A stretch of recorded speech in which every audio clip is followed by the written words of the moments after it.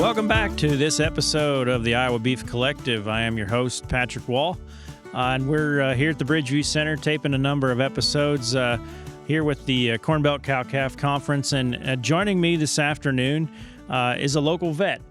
Good perspective is Austin Ashbacher. Mm-hmm. You own your own clinic. You are on the conference committee, which appreciate you being on and helping us kind of develop the program. So introduce yourself to the audience. What is your vet clinic? What do you focus on? Where are you located?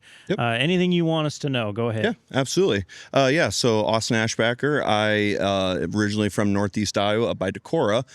Went to Iowa State for vet school, graduated in 2020.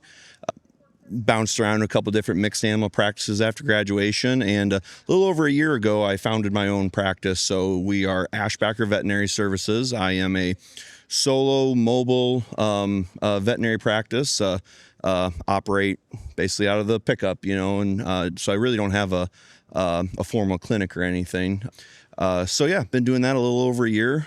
It's been very, very successful so far. There's definitely a demand out there, and we are doing everything we can to meet it. So yeah, it's been great. So let's talk about your typical customer, if there is such a thing. We're in Southeast Iowa. This is cow country. Yep. So, your client base, are you working on goats and pigs, or is it predominantly cow-calf? Tell us who your customer is. Definitely predominantly cow-calf. There's, a lot of backyard stuff anymore, a lot of sheep and goats, some 4-H pigs, things like that, a handful of horses here and there. But yeah, I'd say the bulk, probably 80 to 90% of what I do is either cow-calf and feedlot work. So, there's still a number of people out there that are out there, making a living off of this, or at least a significant part of their income, and that's primarily the type of people that I'm trying to serve. And there's a lot of local sale barns here. Are you active with the auction companies, working that realm as well? I service one sale barn. I've been working at the Scotland County in Memphis, Missouri. Okay. So I go down there once a week. Then I have a good relationship with a few of the sale barns in the area. I do some of the Bloomfield, for example, has the MBO program, the kind of a preconditioning program that the vets help give the vaccines for and everything. And a lot of people are familiar with the green and gold tag program, and communicate with a lot of the barns in that regard as well. Regular at the Memphis barn, but I talk to most of them on a somewhat regular basis. Okay. So let's dig into kind of the 800-pound gorilla, if you will. It is no secret that large animal vets are in a shortage. Absolutely.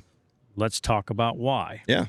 What are the biggest challenges that you see, and whether that's financial, economical, or just hours of, I have to work 700 hours a week in order to be a large animal vet. What are the challenges you face? The biggest thing really comes down to the economics of the business.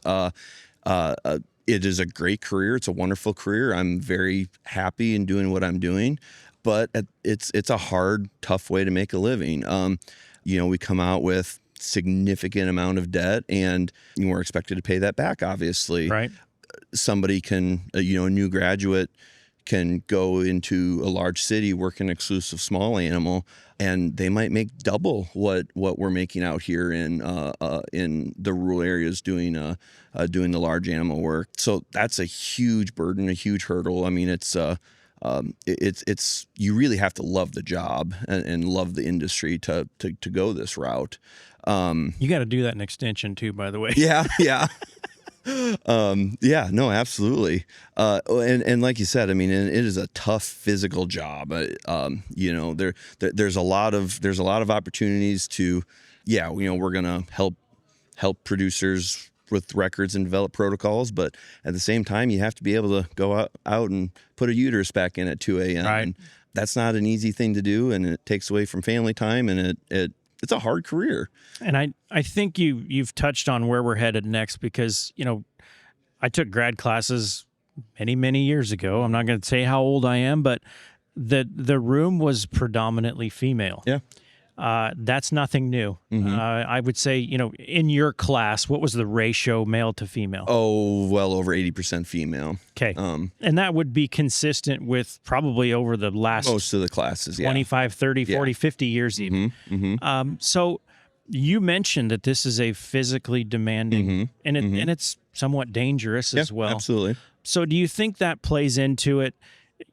There's just not physically enough veterinarians capable of doing the work. Is that fair? In a way. Now, it's a fair point that you're making. Now, I will say, a lot of the women that I've gone to school with and that I've known as vets, they are very capable at what they're doing, and a lot of times they just have to be a little bit smarter than me in the grand scheme of things. I can kind of brute force my way through a lot of things, and I've learned some pretty interesting tricks of the trade from some of my female colleagues. So, it's a challenge. It's a hurdle. Not having that physical ability to be able to do, some of the things that, maybe I can do. The ones that are good at it, they're really good and they figure it out. And I said that on purpose, tongue in cheek, because my local vet is female and she is very capable. Yeah, absolutely. I just wanted to sort of touch on, there might be an audience member, somebody listening that, man, I'm pre-vet or, live or die, right? So, talk about the educational aspect of it. Academically, did you find it just extremely challenging and maybe that's what's deterring a lot of folks? Yeah, academics are that's what probably gets the majority of people. I mean, I'd say there's probably a lot of people out there that would think that it would be a good career to go into, but the overlap between people that want to do the job and that can make it through the schooling that gets to be a small portion of people. You have to have pretty good grades to even get into vet school, and then to have the ability to pass the classes and form the correct study habits once you're there. So it is a challenge, and I wish there was a better way to, or not a better, but I wish we could get more people into the career. But at the same time, we don't want to sacrifice the integrity of what we do. We don't want to let the wrong people in because we perceive this shortage. We want to make sure that the people that are getting into school and that are entering this career, we want to make sure that they're capable, both physically, like we talked about, but I mean, obviously you have to have the mental capacity and the brains to do the job as well. And I think you bring up a good point, because yes, there is a shortage, but I don't see, and I'm pretty sure you wouldn't see either, that Iowa State in particular, we haven't laxed our standards to get in. It is just as difficult as it was 20 years ago. If anything, I'd argue it's probably a little bit harder because it's getting more competitive, and there's more people that are looking at it, more so those small animal jobs, and looking at it as a desirable career. So if anything, I would argue it's probably gotten harder in the last decade or two. So let's talk a little bit about expectations from a perspective, ANSI major pre-vet. You get into vet school. You've hit the biggest hurdle. Am I right there? Yeah, I would say so. Once you get that acceptance letter, then things are simplified. I mean, the work is very, very challenging, but that's a big hurdle to get over. Okay, so you're in vet school. At what point do you, I wouldn't say have to, but what point in your vet track do you say, I am a large animal vet, this is what I want to do? That's kind of a complicated question, because honestly, you can change your mind about any time. I mean, people have been out 10, 20 years, have changed career paths pretty dramatically. But for the most part, most people kind of have a pretty decent idea coming in what they would like to do. So, for your first 3 years, your schedule is more or less laid out for you. We all kind of take the same classes. There's a handful of electives, and so if you have certain interests, so I took a lot of the cattle electives, but we're talking 2 to 4 credit hours a semester of electives. Everything else we all basically take together. It's really that final year of vet school when we get into our clinics. That's when you really kind of decide, okay, what are you going to do with your life after school? where do you want to go? Because, there's so many facets to the profession and there's so many things to learn. You're not going to learn it all. So, that's the time that they really give us to, okay, yes, everybody's going to take small animal medicine and radiology and surgery, but, I took embryo transfer and a swine medicine rotation because I wanted to learn a little bit about pigs and This things is like Iowa. that. Yeah, exactly. So that fourth year clinicals is, and the small animal people, they maybe took an extra, internal medicine course or things of that nature. So that final clinical year is really where you kind of specialize a little bit more. We're gonna divert to the hard stuff. Okay. I'm sure most listeners are like, I thought that was the hard stuff. No, most people can't see off camera, but your wife and young son are standing out here off camera. The balance of doing what you just said and being a husband and a dad is not easy. Very hard. So talk about, how do you at this point in your life and career make it all work? Well, having that support system is first and foremost, because she knows when the phone rings at 9:00 when we're trying to put the boys down, I might have to leave, and it's not fun, but that's sometimes how it goes. So, the support system is number one, but then, just prioritizing things. It's, you have those hours between, when I kind of finish up for my day and it's like, I really could be sitting down and working on some book work or figuring out my inventory and all these other million things that I need to do, just running the business, keeping that going. But, why don't we sit down and play with the boys instead, Sure. That means things get put to the back burner that I wouldn't always like them to. But, you have to prioritize, the work will always be there. At a certain point, as far as the actual day-to-day, at a certain point, you have to learn to say no. Yep. And that's probably what I'm worst at because, especially starting up a business brand new, I never want to let work get away from me. But there's been a few times where I've been there. It's like I just can't physically do anymore, and getting to the point where you can just say no is. Sometimes you just have to get there. And I think, and I asked that question for a reason, because I don't want you to say no at 2 a.m. when I got a back leg out upside down. Yep. None of us do. Yeah. But I also, my local vet, she owns her own clinic as well. And if she doesn't pick up her phone and it's not an emergency, I don't try her again for a while. I know that she works 7 days a week. Yep. And, it's probably safe to say, this was your dream to own your own clinic. Absolutely. But you're on call 7 days a week, not 24 hours a day, but pretty darn close. Basically. Yeah. At what point when you were, let's say, working for another clinic, what was it that said, all right, I'm ready. I'm doing this on my own. Did you have enough clients? Did you just get fed up working for somebody else? No, I would say none of that. I had 2 jobs prior to this, and I enjoyed working for both of them very much. I held no ill will against either one of them. At a certain point, it just kind of came down to, I would like to operate, in a way that makes sense to me.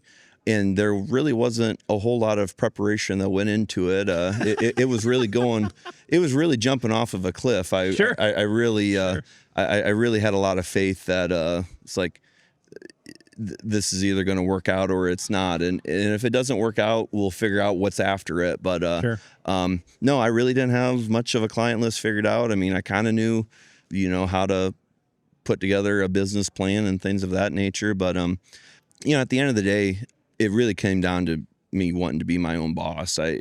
From the day I decided to go to vet school, that was, becoming the vet was the number one goal, but pretty closely under that was operating my own clinic. And for various reasons, I did not see that happening in my current situation. And so I decided, if they can do it, why can't I? So away we went. And your wife's from the area. Yep, that helps. And has a family that's pretty well known in the area. Yep. Her dad was on the counsel here. So, Yep. and it's a family that I hold in great regard. So you got great in-laws. Yeah. And they didn't even pay me to say that. Yeah. But I knew I needed to have a vet on, and I think this isn't something that's going away. I don't see it getting worse or better necessarily, but it's just something that maybe the industry has to deal with. The beef guys are in a little bit of a unique situation because not all of us have a 2,400 head barn. Yeah, absolutely. Some of us got 5 cows, some of us got 50, but we all need a vet. Yeah, absolutely. So, if there's any sort of, if you got a 9,000-foot view of it, which you've been at this a little while, but do you have any solutions to our large animal vet shortage? I mean, I don't have anything that hasn't been suggested already. I mean, there's loan repayment programs; those help. I've been the beneficiary of one of those, so that's been wonderful. We talked about admissions requirements and things of that nature. At the end of the day, I think if you want to have a good vet available to you, you need to make it a sustainable business model for us to operate. And that means, in other words, don't gripe about your bill. You can gripe about the bill if you don't think it's fair. I would argue that a lot of people don't think a bill is fair that I would probably disagree with on that. Probably the biggest thing is just utilizing the vet for, regular things.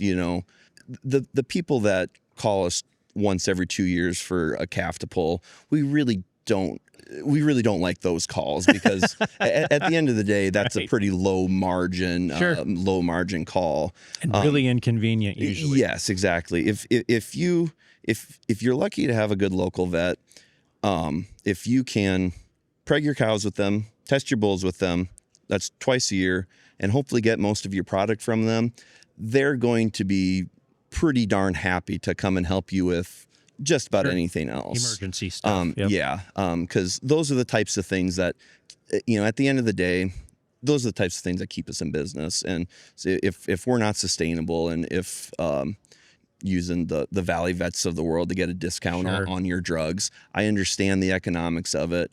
But the more of that happens, the fewer of us that are going to be out here to do this job. And the less you're going to keep in stock when they do need it. Absolutely. So I when I had this episode in mind, I'm like, you know what? I need to tell the vet students something. Yeah. We did. I need to tell the clients something, and we did.